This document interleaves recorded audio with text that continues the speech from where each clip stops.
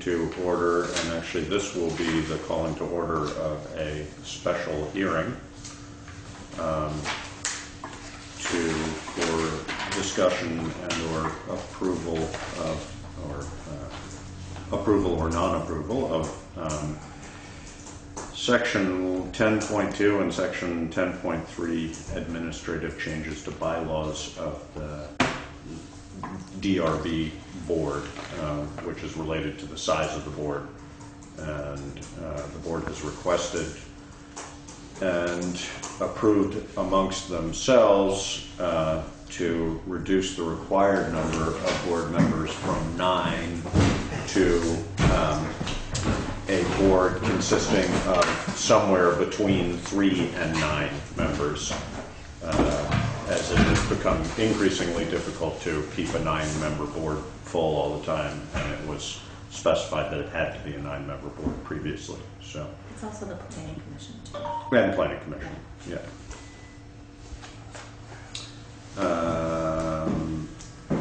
And they were, okay, yeah. I knew planning commission was changing, but I didn't realize they were going up to having 9. Well, that just leaves it flexible. It gives them right. So for the planning commission, it would be changing from a 5-member planning commission board to a planning commission that shall consist of not less than 3 or not more than 9 members appointed by the select people. So I don't think anybody in the audience is here to comment or question this, but if you have any comments or questions, you're welcome. Fire away. And otherwise, I would probably accept a motion to approve the DRB and Planning Commission request to change their Steve, do you want a little bit of history on it? Zoning bylaw amendments. The Development Review Board and the Planning Commission in our bylaws currently states a very specific number of members. Right. When I first got here, we struggled with a hearing that we had before the Development Review Board in getting a quorum, getting enough people there. Mm-hmm. And we got enough people there, but when a Development Review Board gets together, it's different than like a select board. When they vote, it has to be a majority of the board, not a majority of the members present. Voting in favor or so if you had if you had the board there and you had there's a 9-member board, you only had 5 there, which is a majority of the board, they all had to agree. Had to be, or we were back at the drawing table. So we were going to change the number of members. Well, when we looked at our bylaws, it was a very specific 9 so we're trying to give the flexibility so that every time, if there is a fluctuation in the number of people that either want to be on it or we can barely field 5 people, we have that flexibility to do it without coming back to a public hearing every time to do it. So putting that flexibility within the bylaw is what this is doing. Nothing else in the zoning bylaws are changing. It's an administrative change, really. And I don't know after this is done how soon we'll decide. The Development Review Board is really the one that we're concerned about right now. With somebody has mentioned maybe a 7-member board for right now. Would you have a minimum though, size? 3. Must consist of more than 3. Right, but they'll have to choose we'll have to choose what we want it to be. It's going to be, at this point, it'll be 7 or it'll be, But we could choose to have just 3, which I would never recommend. Now, Yeah. does it always have to be an odd number or not? Well, the reason being for. Right, to tie break. Yeah. So that's not specifically stated, I don't think, or is No, it? this is the terminology taken from the league, so. Okay, so as long as that's obvious, Yeah, We can Then clarify that, that's fine. I suppose. We need to- yeah. So, I mean, right now, currently we have 6 members that are appointed. We have some vacancies and we have 1 alternate. So we don't even have the 9 now. Right. And we've been struggling. Last month, we could not hold a meeting because we couldn't get a quorum, Okay. which held an application up for somebody, which was, problematic. it was very problematic, Right. so. Hmm. So we noticed this in the paper, I don't know, 15 days before this hearing, and I haven't had any input from anybody. The planning commission is the one that did this recommendation, so.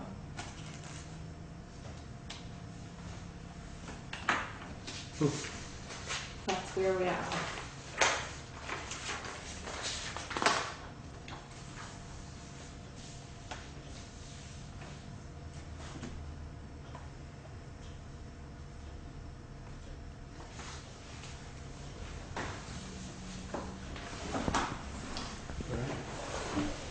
All clear? Yeah, makes sense. So did you move it, Scott, officially? Yes, I will move the, let's see, what's our language we want to use this, the Development Review Board. Are we putting a number on it now, or? No, or I number think you can just- Between, Or you The can just refer to changes the to the changes. bylaws, Right. yeah. Yeah, I think you can just refer to the changes of the planning commission recommendation of the bylaws for section 110 and 110.3 or whatever. And then we'll attach this to the hearing. why don't we come up with a sort of a, how this wants to sound, and then we'll just move it. Okay. So we, So I would accept a motion to approve the proposed zoning bylaw amendments presented by the DRB and the Planning Commission as pertaining to section 110.2 for the DRB and 110.3 for the Planning Commission in order to give the boards more flexibility. so moved. And I just repeat it for them. I'll second that. So it's been moved and seconded to approve the bylaw amendments as requested by the Planning Commission and DRB. If there is no further discussion, all in favor signify by saying aye. Aye. Aye. Aye. So that would be an adjourn. Now we're up for adjournment of the That's what. public hearing. Did we not just, are we doing it for both the Development Review Board and Yes, the Planning that was Commission? both of them. That was, we moved that Yep. for both at the same Yep. time. Yep, very good. So we're adjourning the public hearing, and we will call to order at this time our regular select board meeting. And I would accept motions on acceptance of minutes. Make a motion to accept the minutes of September 11th, It's, and then we can do a separate, do we want to do them separately or together? we were all here present for all of those, right? I believe we So were. we've been doing together, I think. All right, September 11th and September 18th, as presented, pending any corrections. Nope. I'll second that. Spelling errors? Okay, it's been moved and seconded. Laura did them this time. Ah, there I think one's from the 18th, so you might want to read those a little closer.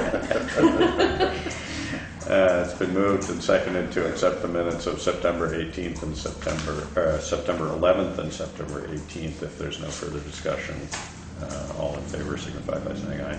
Aye. Aye. We have a guest tonight who was not on our, he's an informal guest, so he blends in, but was not on our agenda. So I think instead of going to new business, we'll give Mike the floor if he wants it. Sure. I was here earlier for the Affordable Housing Committee meeting, so when was emailing with Cynthia, she asked if you might want to stay, because I had requested some time before you, as I try and do, to check in on an ongoing fashion with what's happening for you and give you some feedback on what we're trying to do in Montpelier and what we're trying to do to keep Putney the great place it is to live, and which is why I continue to want to do the work.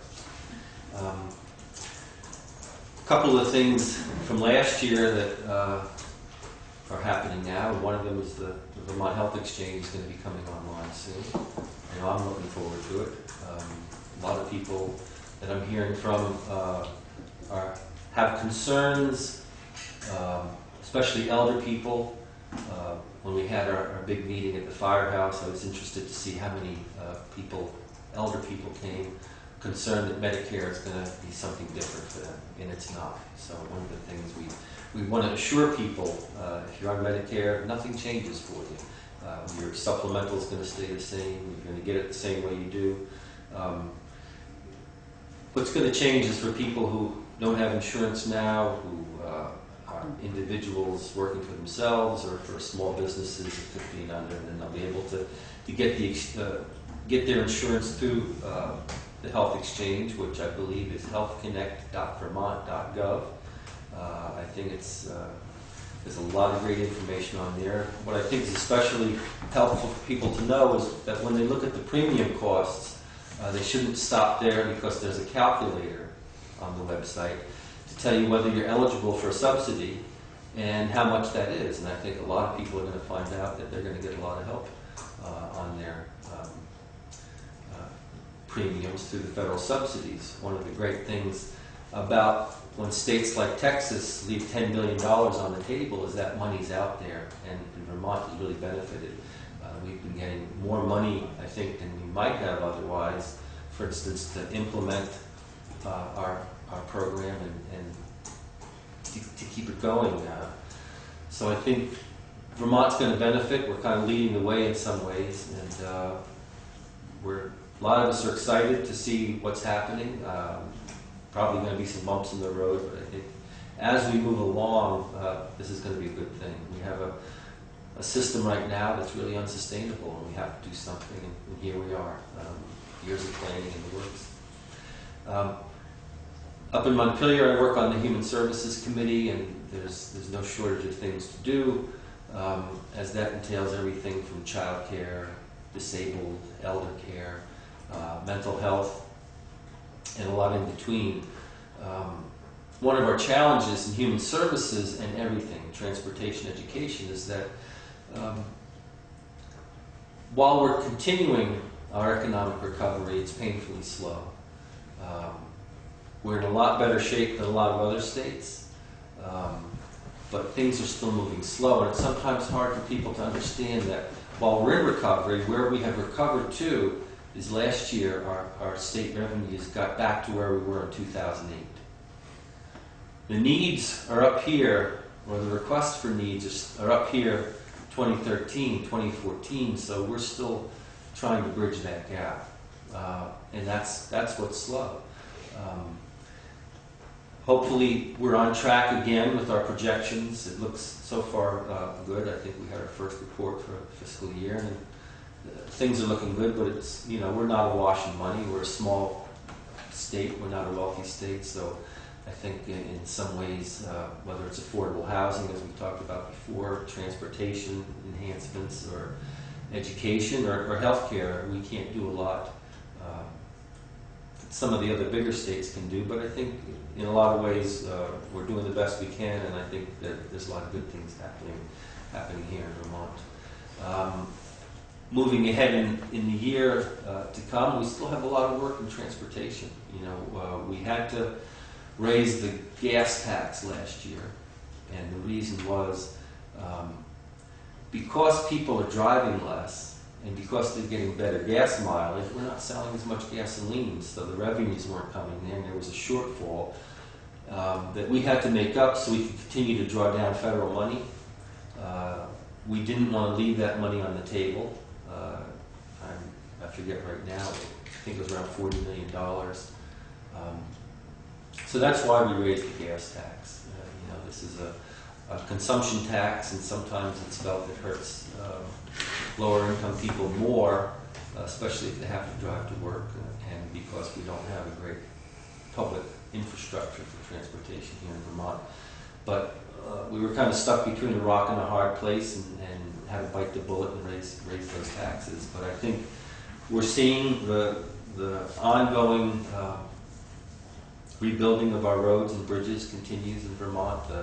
We had fallen behind in our regular maintenance for years, and I think we're doing a lot to keep up on that. In other areas, education is a changing landscape right now. We have a new secretary that is going to be I forget her name now, but she's not far from upriver, and I think as the new secretary in the department now that Governor Shumlin has created as a cabinet position, it'd be interesting to see where we go right now. I was just meeting with the Dummerston School Board, and I'll be meeting with the Putney School Board recently, and there's a lot of pressures on our schools.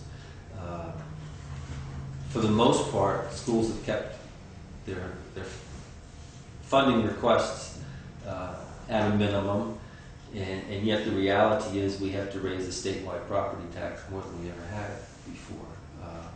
I think it's a good investment in our children. I think the best investments we make are in our children. So it's money well spent, and I think here in Putney, Dummerston, Westminster, we get real good value for what's happening in our schools. The problem is our school populations continue to decline though, and at the same time the costs are going up, so that's a ratio that a lot of people find hard to get, but there's not the economy of scale that we're going to find. One thing I'm clear about is I want to continue to support our small schools in Vermont. I think we do a good job because we have small schools. I think Dummerston is in an even more tenuous place, but there are people who will continue to talk about consolidating small schools, that it's a good thing, it saves money, but I haven't seen any research that says that really proves that it enhances the education that kids get or that it saves money.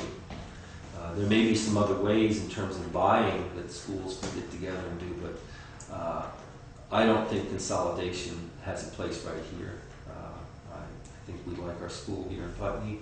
They do a good job, and I'm ready to keep it as it is. So while people might talk about it, I don't think there's really a lot of support in the legislature for consolidation, except in places where they really think it makes sense, but that's not locally. So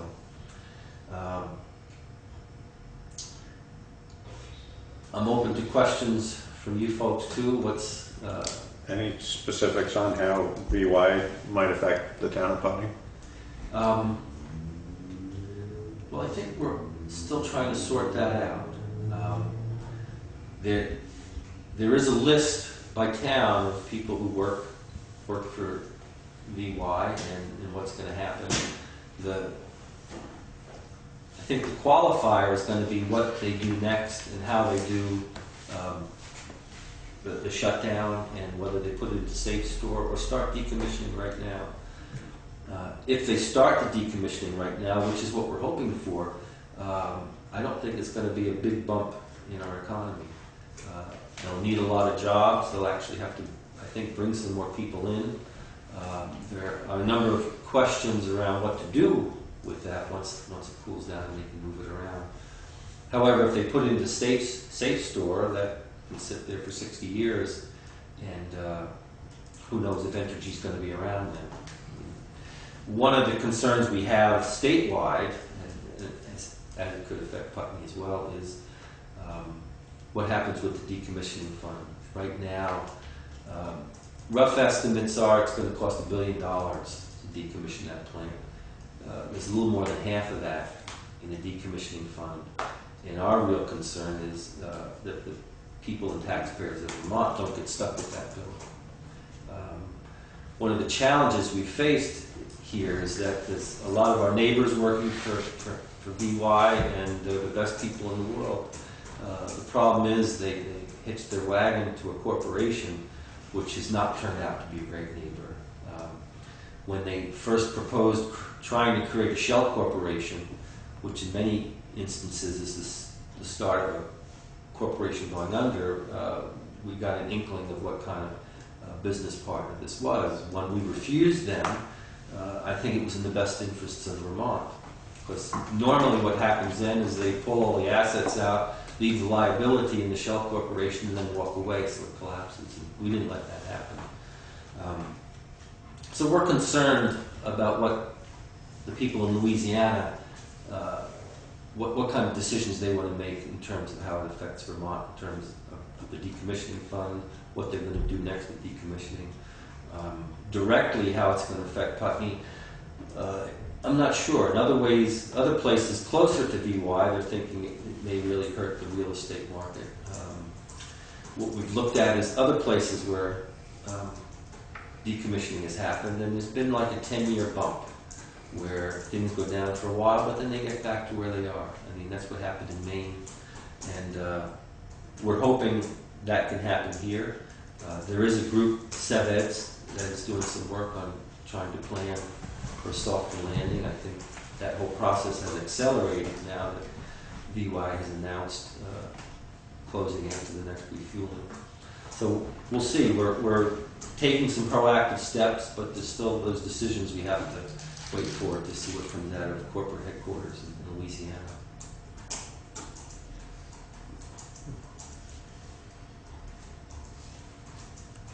Do you want to give them a quick fill-in on the affordable housing meeting? Sure. I'm really pleased that at the meeting we had before, we heard a presentation from the Wyndham Windsor Housing Trust on a plan to purchase and renovate the building on Old Depot Road. It sounds like it's a win-win situation for Putney, for them, for the town. After hearing that, the committee voted unanimously to support that and recommend to the select board that we move forward with the CDBG, the alphabet soup. CBGB was the club in New York, wasn't it, Howard? Yeah. So I was pleased to see that. It's been a long time coming. A lot of us have been working for a long time to try and get some affordable housing, a project going in Putney. Hopefully we can engender the support of the town as a whole to see if this is a good thing. To keep some housing online here. I mean, the fear is that that housing is substandard right now, won't be usable, continues to deteriorate. The land trust is ready to go in there where probably no one else is, and bring that right up to code and keep it affordable so we can have families in it. We think it's a good project, and excited to see that it's ready to move forward. And it was a unanimous vote. There was 8 of us there. Which is rare within that. It certainly is. Yeah. It's rare that it's a unanimous opinion, much less a vote. So. Yeah.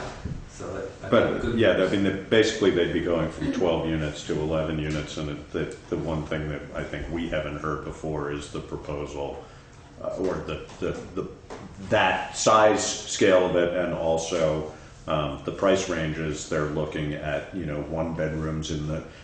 Basically, he implied that one bedrooms would be between $450 and $550, I think, and 2 and 3 bedrooms would be under $700. Yeah. Wow. So they're trying to make it family. I think it sounded like they're trying to put a couple 3 bedrooms in there, and keep a lot of green space and really encourage family housing there. So that sounds pretty positive. So what's the next step for the town? It would be for us, if we decide to endorse the application for a CDBG grant, then we have to hold a public hearing related to that. So that, I don't know when that application is due, January, I think? The February? last time, I wasn't at the meeting, but the last time I talked to him, I thought he said they were getting it ready for December. I don't know what date that was, I but don't remember what the timing, but we talked about the need for a public hearing or public meeting sometime in the next several months in order for it to be presented to him. And that hearing on the CDBG grant will be the hearing on the project? Would be the public meeting related to the project, yes. Part of why there's not a rush is because the way the sale, there's complications to the sale, and I think he was saying the purchase and sale agreement wasn't ready to be completed until the spring. Or didn't need, the purchase and sales agreement is valid until the end of June, I think is what he was saying. So they have some time. Basically, I think that was related to a Federal Housing Administration grant timing. So they needed to delay that so that they could look at that too. And that's where the bulk of their tax credit money comes from. So the select board will vote to endorse it before We the would public hearing? be voting for their application for the grant, correct? We are first. Yes. And I would believe- Yeah, although I'm not sure whether we might have to have the public hearing. I don't know. Before that, I'm not sure about the I don't know. timing For of the grant, those. right, maybe. There's plenty of time though. Yeah, I mean, we have already expressed our general sort of conceptual support of the plan. So I'm not sure whether we have to make that official before or after a public meeting. I think that my recollection is that the public meeting is actually part of the grant application, so I think it might be that we endorse it and then we have a public meeting, but I'm not 100% sure about And that. have you heard anything, Cynthia? Have you got any comments about the project? no, not really. No. Might be new. It definitely is a win-win. It's not new news. I mean, we Yeah, did have yeah. a discussion at a select board meeting, and that's when it was brought up that we should probably revitalize the Affordable Housing Committee, and that then brought this meeting together. And but since then, I haven't. I think, was it not that they were, the Housing Authority was trying to put this together as a package with other projects? They are. Yeah. Right, I mean, there was. They're gonna bundle it with There's a some, right, that they. couple Brattleboro financing it, I think projects. It's better with a bundling with several other projects. Yeah. No, and the concerns that were brought up at the Affordable Housing Committee meeting were the question of how this would affect the tax roll, and it's not 100% clear, but it would appear, based on that building's current value, that even at a reduced tax rate, the value of the building would be increased significantly enough so that would more than offset that. But Isaac was going to further explore that and let us know at the public meeting. The other question that came up was the question of what happens to the current tenants, and basically the Wyndham Windsor Housing Trust there's a federal program to assist people with that displacement process and either move back in or change their place of. In other projects they've done, what they do is shift people around, where they might not have to move out, they might move somewhere else, like when they did Westgate, they were able to do that. In some cases, they'll help relocate somebody, cover their rents, and then they'll get the first offer to come back in when things are completed. And that's part of a federal law that they have to do that. Right. They've been quite adept at doing that, and I think going forward we should expect the same too.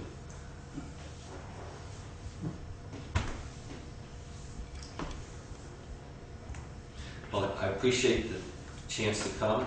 Thank you for your work. Your work goes on year round too. If you need to get a hold of me, you know how. Thanks for coming, Mike. Yeah, thanks. Thanks. All right. See ya. All right. we're gonna have a really interesting health insurance Ah. talk. You don't want to stay? I have another. Yeah, All right. but thank you. But we can talk later. Okay. I'd like to hear what's going on. Thanks. See you, Mike. Good night, everybody. Good. So, in the packet, I put a few pieces of paper related to health insurance. And the first page is a timeline of this process for the town employees. What I'm asking for tonight is for the select board to, and I'm going to run through the program a little bit, but a level of funding and which insurance company we want to go with.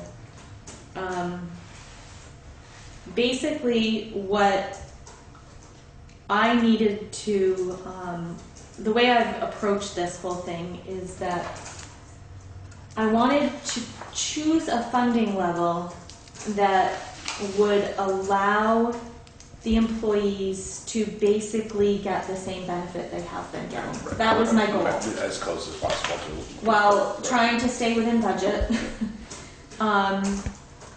And what I've been hearing is, and just to quickly go through what the process is, the state of Vermont set up the healthcare exchange, which basically is the way I've been explained. It's like an Expedia for healthcare. You go onto the exchange, there's similar products, and you choose the one that fits best for you. And you can, I think there's like 8 or 9 plans total, maybe even a little bit more. We can opt to choose one insurance company, either Blue Cross or MVP. Those are the 2 options right now. So that the person going out and purchasing their health insurance on the exchange, the employee could choose one or the other, or we can designate an insurance company. When this all first started, I thought, well, why would we designate? Why wouldn't we give them as much choice as we want? But Blue Cross Blue Shield is a nationwide provider. They use a nationwide network. MVP does not. They also offer a health equity. They do a partnership with a health equity, which will manage the health reimbursement account for us. We use Choice Care right now. And that health reimbursement account program through them doesn't cost us anything extra. It's built into their premiums, which right now we pay $93 a month. So most people are choosing Blue Cross Blue Shield, that if they're going to provide employer-sponsored health insurance, they're choosing Blue Cross Blue Shield. Now across the board in municipalities, most of the people that I've talked to and in working with VLCT, they have been choosing their coverage based on the Platinum plan, which is actually the best plan you can get out on the exchange. Okay? The Platinum plan, there's a list in here of what it covers. It's a low deductible plan, $150 and $300. But there is a maximum medical out-of-pocket of $2,500, and then of prescriptions is $2,500. Well, that's for family, $1,250. Yeah. So for a single person, the medical deductible would be $150. The maximum medical out-of-pocket for a single would be $1,250, $1,250, and prescription $1,250. That's, yeah, okay. Yeah. That means that any co-pays you do on anything to begin with start Goes coming towards out of that. that maximum out-of-pocket. That's how you would be spending that. And So, Platinum has an I in it, doesn't it? Yes. Sorry. do you know how many? Do you know, Sound ask Laura how much Platinum the letters. You asked Laura how much I have been working on this thing. If that's the only thing I did wrong, I'm doing okay. So when I based so what we have to do as an employer is we have to go out onto the exchange and say, yes, we are offering health insurance coverage. We're offering a dollar amount towards health insurance coverage for our employee. We don't tell them what plan they have to choose. We don't tell them that they have to go with the plan. They can choose what they want, but we're basing it on this highest plan. Why anybody would choose anything less than that, I have no idea. That would be their own personal choice.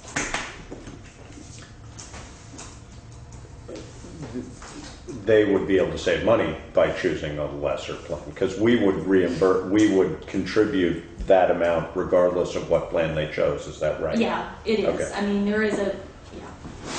So, And what, maybe this is clear later on, but what does that represent in expense to us? well, if you look at as that second compared page, to- this is kind of Okay. where we're at. And right now, our current personnel policy says that we will pay 100% of the single plan and 50% of the Yeah. dependents, basically, or eligible family member. That's how we fund it right now. If we continue with that personnel policy, doing it that way, the funding levels, we have to go in on the exchange and say, okay, for a single plan, we will contribute $583 to a single plan, we'll contribute $874 to a couple, and $1,113 to a family. That's how the numbers calculate based on the premiums, okay? What that does to our individual employees is for somebody that's on a couple plan, two-person plan right now, it would increase their deduction per pay period about $35 a month. So per pay period means per week. Okay. So it's a significant jump for them. The people on the single plan, they would see no difference in us doing this. We don't have anybody right now on a family plan, but that would be I think it would turn, was it $131 a week they would have to pay towards this if we stayed with this health insurance method of funding. A lot of towns have opted to do, it's easier math calculation for everybody, but is covering a certain percentage of the premium no matter which plan you choose. Right. One town went to 80%. One town, some towns are choosing 100%. So I did it at a 90% funding rate. And that then means everybody on our health insurance plan has to contribute a little bit. They have to contribute 10%, which is a change for our people that are on the single plan. And what that means is every week they would have to have $14 deducted from their check. Now, that would be the only reason, Josh, that I would think somebody might choose let's say the silver plan, because if somebody on our single plan right now says, I don't want anything deducted from my check, Right. well, the 524 will They cover took that another off. plan. Right. So they Yeah. have that option of not having that taken out. But what that does is it increases their medical out-of-pocket maximum almost Right. $3,000. So And their for deductibles a are young, not- healthy person, that might well It make might- sense. right. Yeah. But If you're on a regular prescription Right. basis or something like that. Or so, and this is also leaving a little bit of funding for both of these options. It is also putting a little bit of funding aside to fund an HRA to help cover their out-of-pocket maximums. So we used to fund out-of-pocket deductible, we used to fund part of the deductibles. Well, now we're talking about what their actual exposure could be for their out-of-pocket maximums. Either of these scenarios that we choose, if you choose to fund the insurance the same way we always have, the 100% the 50%, and give a little bit in each HRA to help them with their out-of-pocket, we stay within budget, either way. So it's not like we're looking at an increase. So I'm a little confused as to, this is the way we do it now. Exactly. And you're proposing that we could continue to do it this Yeah, we way? can continue to do it that way. But then that would still remain our costs, or these are our costs now, and this is how? No, these would be our costs under the new plan. The new plan premiums. If we did it with 100% for the employee and 50%. Right. And that's the one where they would have to pay $35 per week? They'd actually have to pay 70 something. It's increasing what they already pay now up $35. Oh, I see. Oh, Yeah. okay. Did I answer your question, Josh? No. Well, I No. can, yeah, you did sort of, but I'm not I don't understand. I wanted to offer another maybe change to our policy of how we actually fund our employees' health insurance, because I'm concerned about those people that are going to have such a significant increase per week deduction.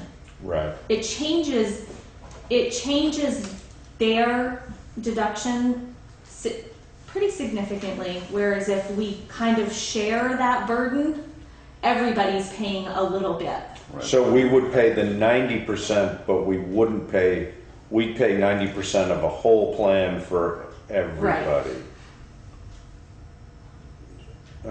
So you're basing on how it stays within budget, just knowing sort of how many of what we have. Right.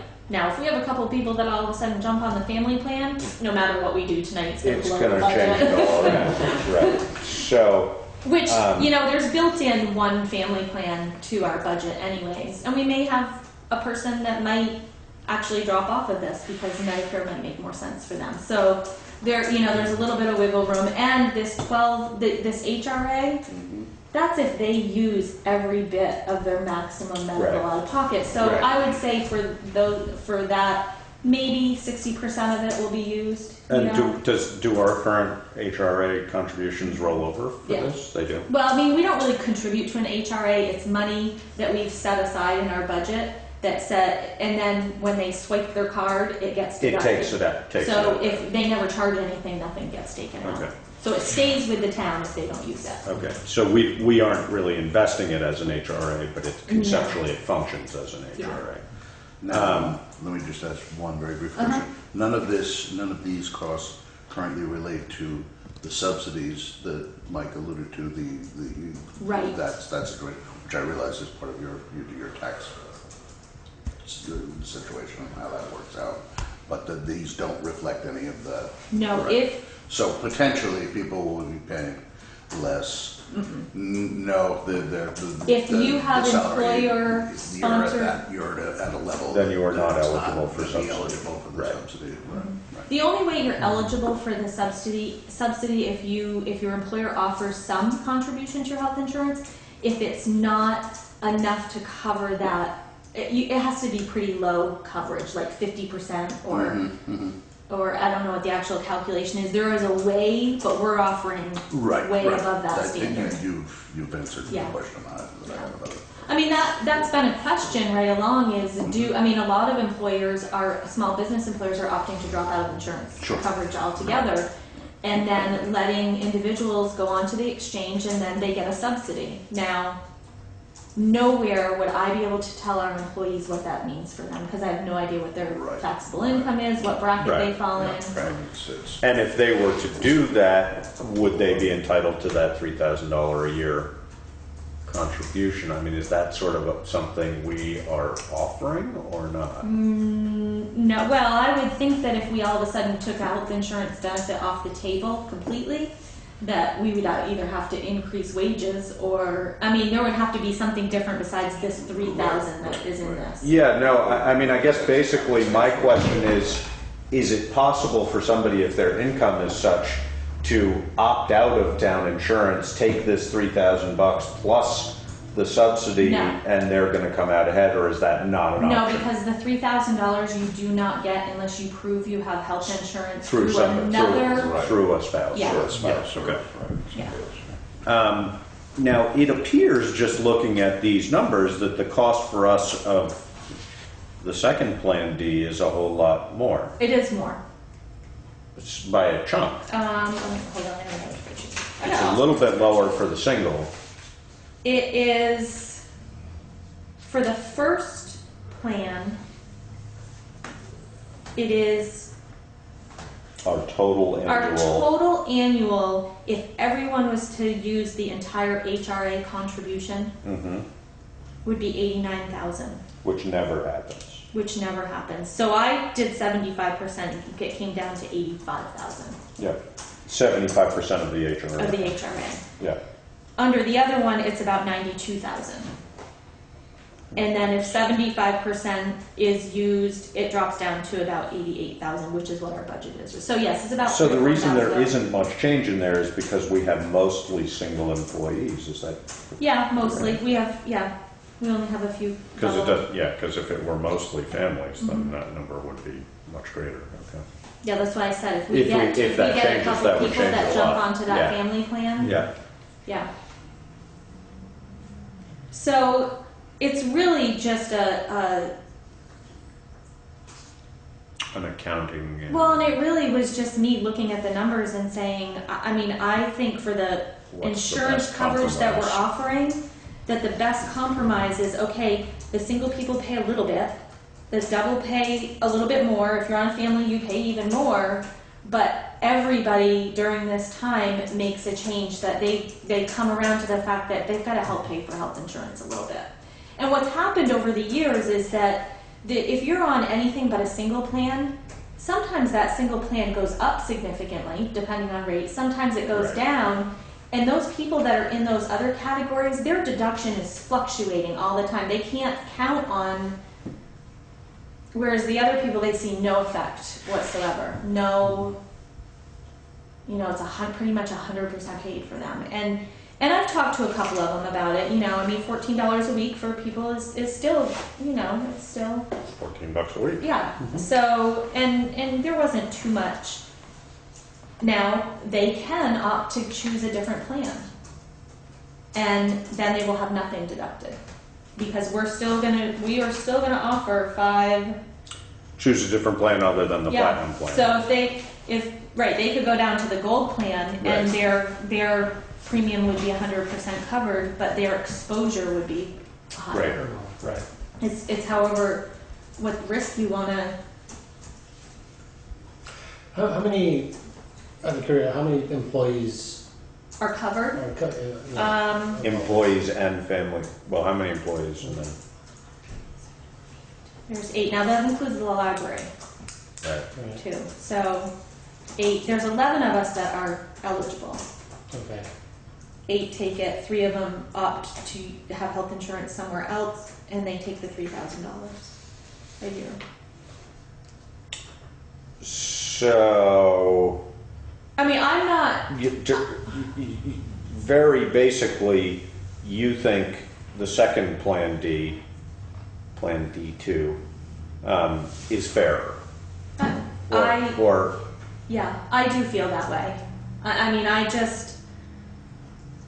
feel it's a compromise all around, but we pay a little bit more, they pay a little bit more, but Yeah. overall, it's sort of the Overall. fairest process.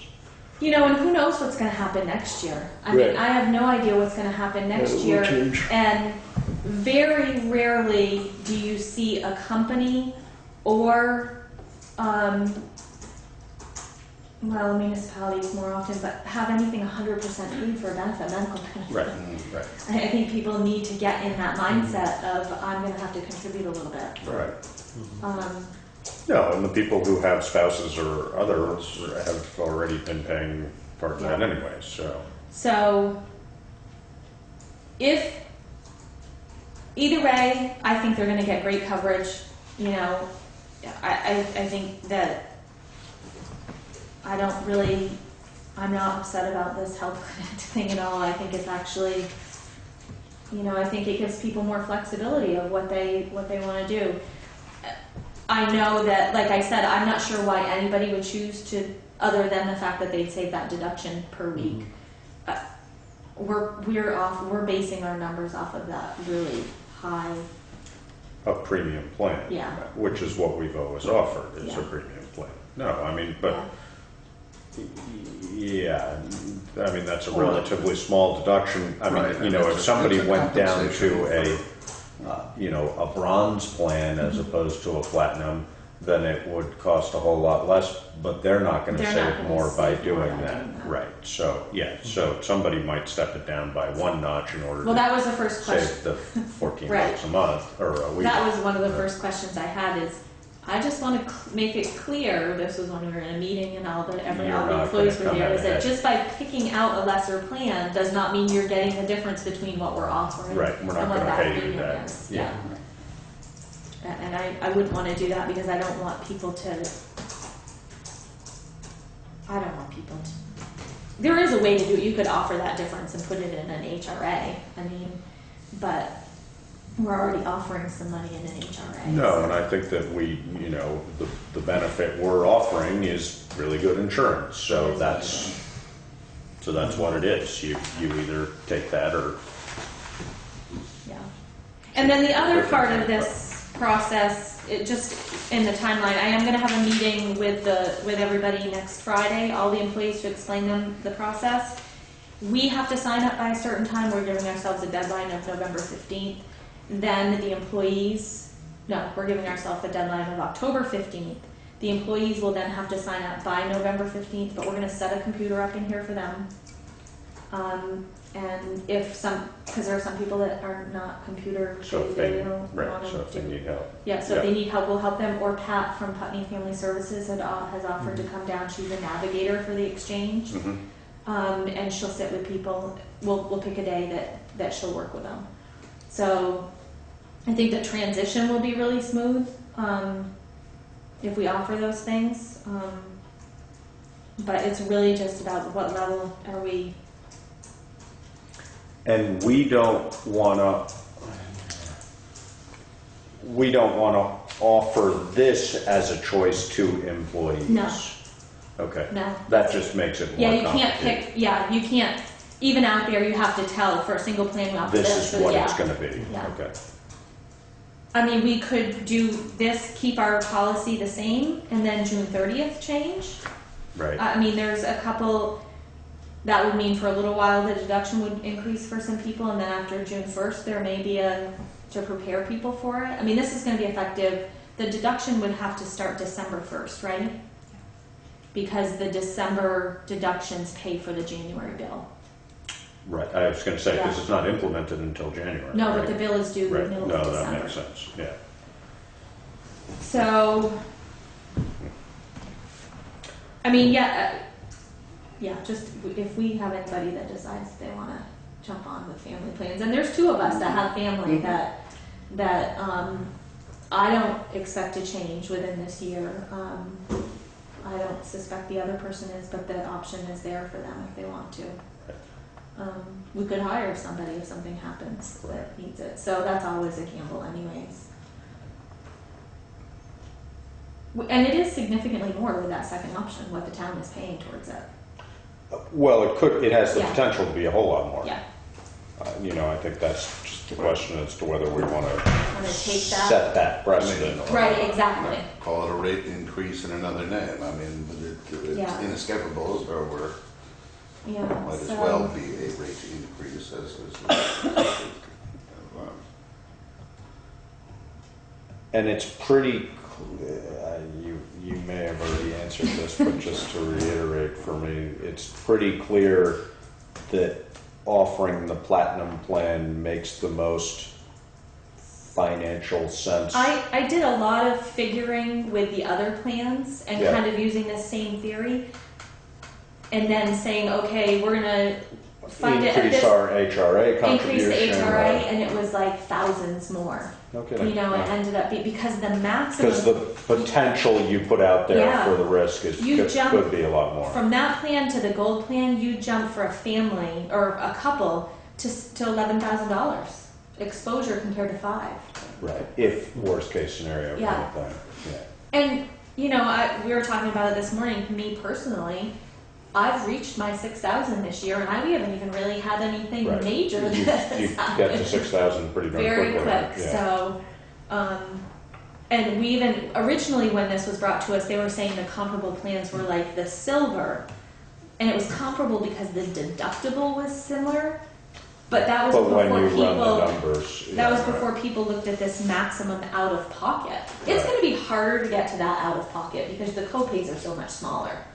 Oh, is that right? Yeah, I mean, to go to the emergency room in the platinum plan, it's $100. Yeah. Whereas if you went to the emergency room today, it'd be $800 or whatever, So it'll be harder to reach that out of pocket maximum, but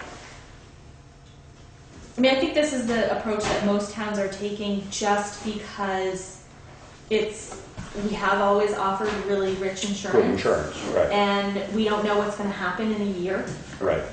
Right. so we Do don't wanna this rock the and boat Start too high, much. start high, we See can what- always see move what it down happens. as necessary, but, right. Yeah, I mean, there may come a And it time. is, it's, you know, it is a compensation, it is a form of Yeah. compensation, and we're trying to, Yeah, I you mean, know, it by may, lower wages or whatever, we attract Right. and keep people for. I mean, it may come the day where there is no such thing as Out of work. employer-sponsored health insurance.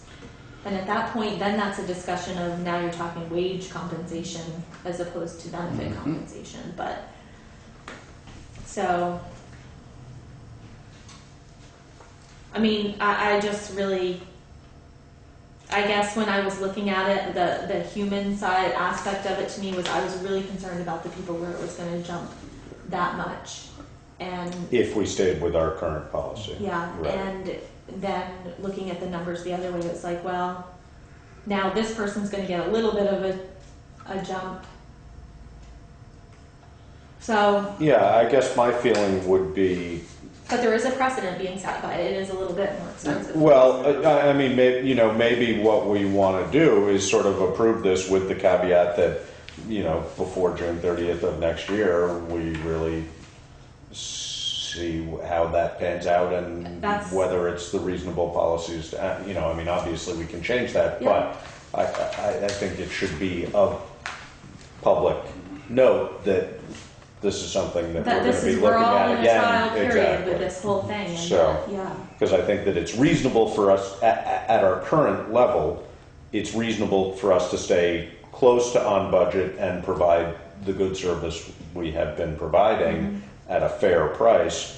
But if this whole equation suddenly shifts For over the somebody, next whatever, 6 yeah. months, then we would need to reevaluate that. So that would be my feeling. I mean, there are so many ways you can work these, I mean, I worked at, poor Yeah. Laura. All I did all day, I'm like, well, look at this way, and do this, and tell me what you think, I mean, it's just, Well, He's probably- unfortunately, the way we all, virtually everyone is going to need it explained to them Yeah, that way. exactly. It's how does this actually work for me? Yeah, I've been driving- Here are my I've been driving circumstances. everybody crazy in You know, here, because I go to the back and I talk to from them about it, and I'm like, Prescription drugs to number of visits to the Right. doctors your family makes in a year, to et cetera, and everyone is going to be in effect different. And we're, yeah. But Laura's probably now fairly well qualified to make a That's right. reasonable decision for herself and or explain to others. So. Yes. Out of curiosity, they don't offer some kind of a spreadsheet that would lay these out for everybody? What, like, I If think- everyone well, I has think these same this is- questions. I think the website Yeah. tries to navigate that, but it's just a huge volume of information. right. Yeah. And because everybody's, In different situations. I mean, in effect, what would almost be, logical is that you plug in your information and get a feedback on it. Right, saying, yeah. Here Yeah, would be, the problem is if that I for the get the small gold businesses, plan, they don't have blah. that yet. They have it for the individual. Oh, okay. Honestly, Steve, they're trying, my feeling is that they're really trying to make employer-sponsored healthcare be a thing of the past.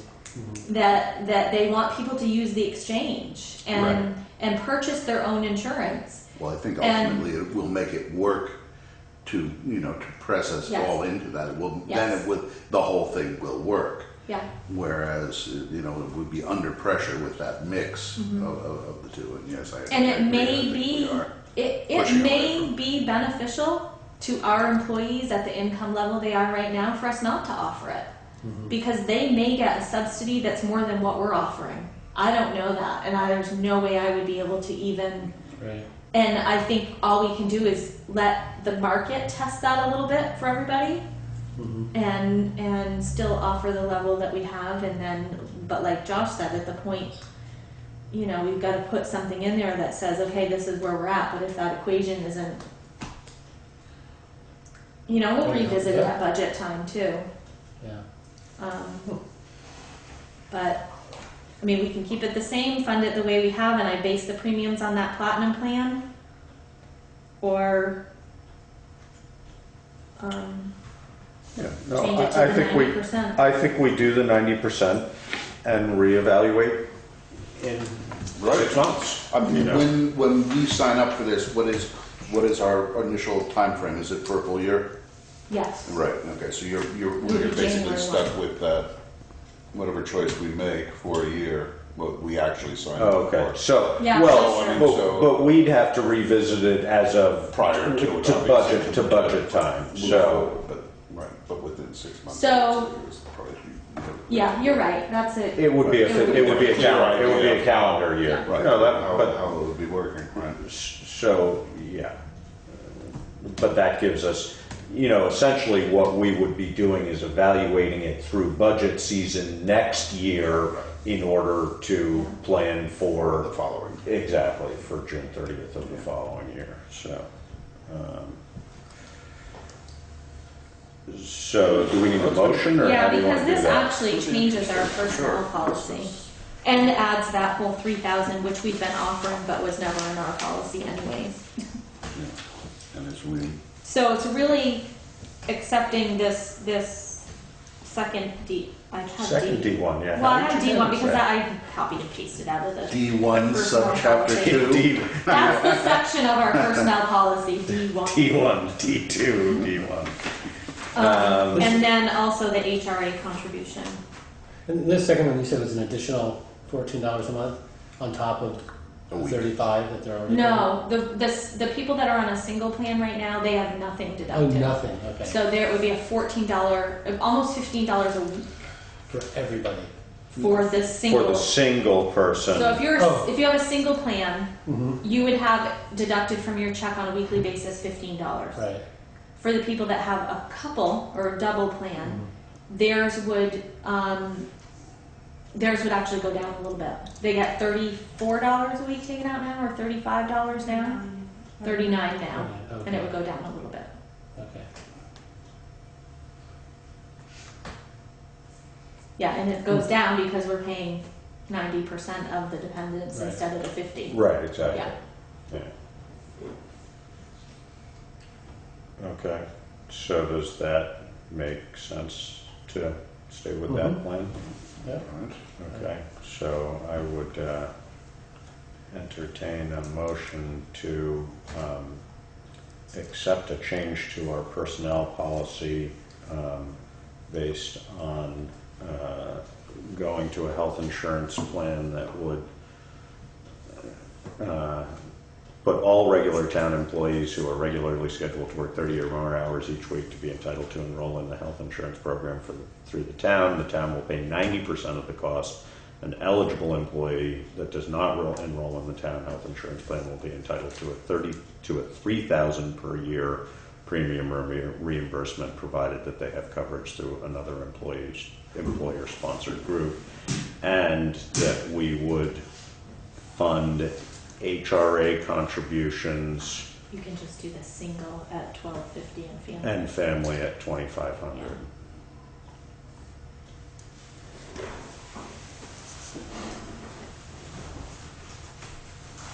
So moved. So moved. Second. Second. Do you have a question? No, I'm sorry. Okay. I just didn't Maybe want. I looked like I did. Yes, I have a bad. Right, this is still, still want to. So it's been moved and seconded to amend the personnel policy to change as stated, as laid out here, including the HRA contributions. And if there's no further discussion, all in favor? Aye. Aye. Yeah. There we are, on our way to socialized medicine. I'll let you know what the employees said. Yeah, I'm gonna meet with them next. I think, with enough time and explanations, this will all become clearer. I think it's going to be very The guy at Yeah. the guy at Blue Cross Blue Shield Headed today, for when I single told him what I payer was in this thinking, state. he asked if we had any job openings because he doesn't even get coverage like that. He's like 90% of the platinum plan. Are you kidding me? I said no, we don't have job openings. Okay, Putney Library. I just wanted to briefly let you guys know that I'm in discussions with the trustees at the library about Municipal. no. Oh, okay, not the About the town taking over the bookkeeping and having them as part of the town. They would become a municipal library. library. For all intents and purposes right now, they really are. We own the building. Right. They're part of our they fall under our personnel policy. They fall under Vermont's Municipal Retirement. There are some legal steps that may need to be taken to do that, and I'm working on that right now. I don't know when the library was formed, how it was. I haven't been able to find how it was actually Sort of a charter. or something. chartered. Yeah. Now with that, this doesn't, there still would be a library Trustee board, trustee yes. board Yeah. that would set their policy and Yeah. all their other. Yeah, they would be separate from. It wouldn't be a department of the town. It would actually be a separate fund within the town. And would there be significant financial implications one way or the other? I don't think so. I haven't really dug into it enough to really know. It really has a lot to do with their nonprofit status. Right, no, I know, I'm just wondering, I mean, So- by bringing the accounting over here, is that gonna be a savings, is it gonna mean they're I gonna don't need less think there's going to personnel, be a is there gonna be? significant financial impact. For them, it would be saving them the cost of the bookkeeper. Right, For us, it may mean that a the little more, audit, little more work. A little more work at the a time. little, it would mean But it more. also streamlines it to a degree. Yeah, I mean, like right now, there's this process of this is what your telephone bills were, this is what your insurance is, make up the bills, send it to them, then we send them money, we make these bills up, they then send us money. So Right, there's like, yeah, that we would say. It would just take a glitch out of Eliminating it, it, yeah. shuffle. So I talked to Randy Smith about it, and I told him that I would prefer a July 1 kind of start date to make this change. Certainly would make because sense, yeah. Part of it is because it would cost us more for the audit. They would charge us more, and I don't want that to be like a midstream kind of thing. Right, So I'm working closely with the auditor yeah, on that change, but when I read through this whole laws of public library, and it may mean that at town meeting, we have We to have to vote. have an article on it. Yeah. So I just wanted to just bring that to your attention that that was going on. And the library board is generally supportive of this. Yeah, I believe so. They've been talking about, they talked about it at Right, the so last it's meeting, yeah. part of their. I know it had been brought up, I think, when Chris Ryan was here, and it's just been one of those things that's been kind of pushed a little faster because of their nonprofit status, so. Okay, So that was that. town manager, I just wanted to let you know that we sent the response to the lawyer for AT&T.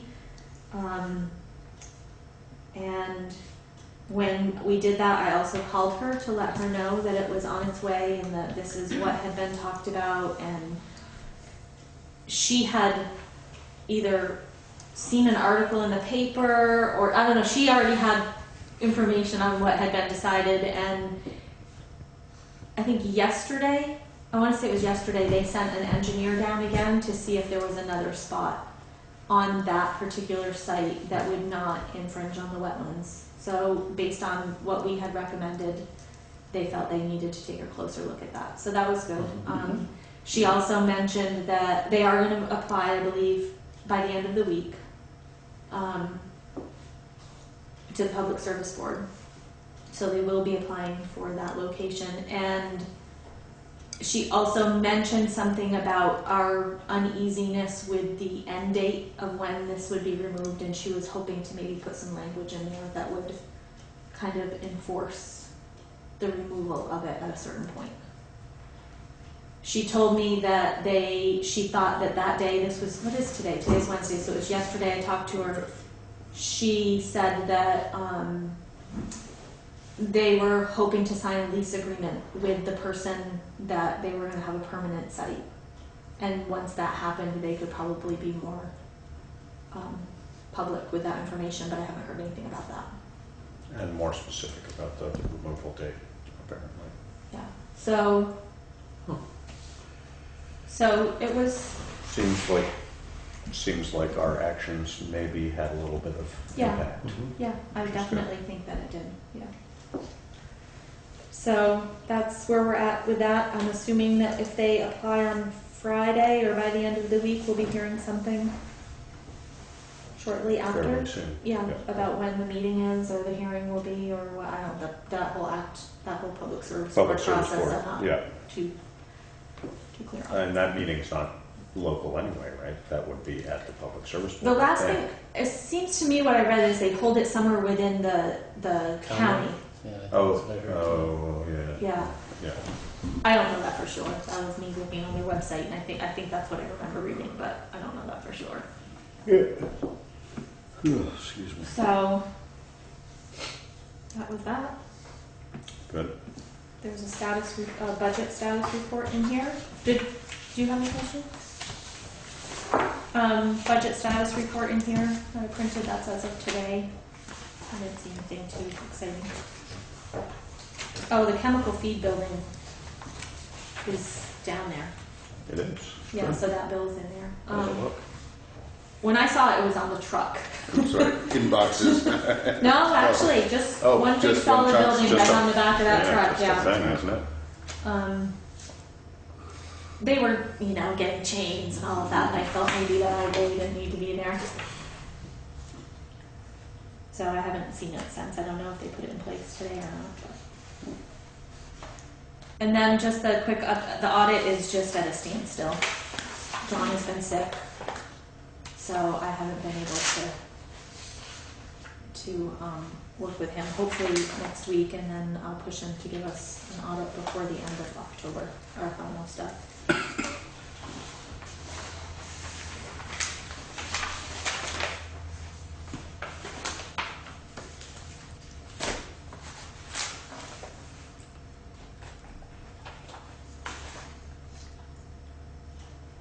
Pretty soon Good. we'll be giving out the calendar for budget season. Great. So we can start having weekly meetings, weekly instead of weekly. I was gonna say, I don't know what would change. Seems like we've had weekly meetings For for, quite a while now. What does that mean then? When we have weekly meetings. is that? I mean, as far as the budget, you Yeah. said just bringing different committees and whatnot in, going over. Yeah, we kind of go over each Heads of department. department yeah. come in. It's a lot of repetition because some of us need a lot of repetition to get it hammered into us what it actually means. So. Do you guys want, I mean, I didn't put it on here because I just thought of it, but have you had any, do you want any overview of the park and ride? So that if you get questioned about it, or? Well, I haven't read it. I think I saw that there was an op-ed type thing from Daniel Yeah. in the paper today. I mean, I No, haven't was there? read it, but so there's some. I mean, it's pretty well covered. I mean, it's, Yeah, there is some, I don't know how. I'll just tell you where I'm at with it. I mean, we're in the middle of writing the decision from the Development Review Board hearing. That hasn't been completed yet. Once we write the decision, we'll send the decision out to the interested parties. Then when they get that, they have 30 days to appeal to the environmental court. So that's where we're at with it. And So if people are concerned about that there doesn't seem any movement on some of the whether they called or sent me an email or signed the petition or whatever it is, it's not that we're stalling, it's just we don't have that decision done yet. And really, it's off of the town. yeah, I mean, we don't have any further say at this point. No. I mean, we could the town appeal to the environmental court if it so chose? Well, our chose? town No. board approved it. Right, exactly. So it No, would be that's a what little that, bit- yeah. yeah, I no, suppose. yeah, no, I'm just wondering, Yeah. just strictly as a legal question, Yeah. so, No, I suppose, yeah. I mean, yeah, okay. but that would, No, my impression from what I've generally heard is that people really like the idea of having a park and ride. I think people think it might be a little bit big, but as a rule, I think people think it's a good idea, so. I just wanted to make sure you guys knew where the town was at with it, is that the decision is being written right now, which is a lengthy It's not a lengthy process, it's just a process that we have to get through. And we actually legally have 45 days to write that decision from the date of the hearing, so that's being done, and as soon as that's done, people will see it, and then they can decide whether they want to appeal or not. All right. The warrants. Yeah. These are the same thing, I think I ended up with two of them, yes. Did you need one?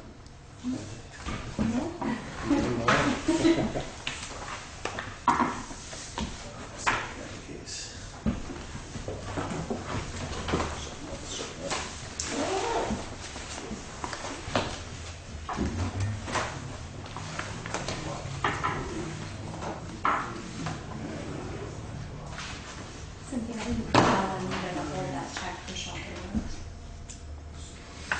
It's probably okay. Well, okay. I'll put a note on it. I'm gonna say it's probably okay now, actually, now that it's here. No. So maybe it's just a separator or some type of Thank you. See ya. 2009. See you, Howard. Been a long separation. This is a picture of that building. It just came right on the back of that. This thing cost us again. 20, what was it? 23. Well, We had made a down payment yeah. though. Yeah, so close to 30.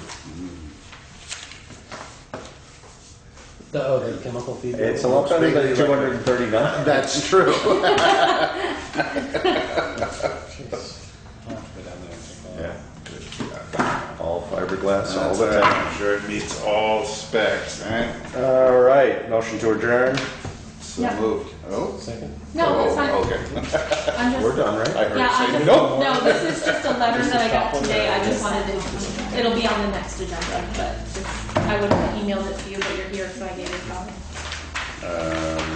You don't need to do anything with it right this minute. Okay. So it's been moved and seconded to adjourn, and we will, if everybody's in favor, say aye. We're adjourned.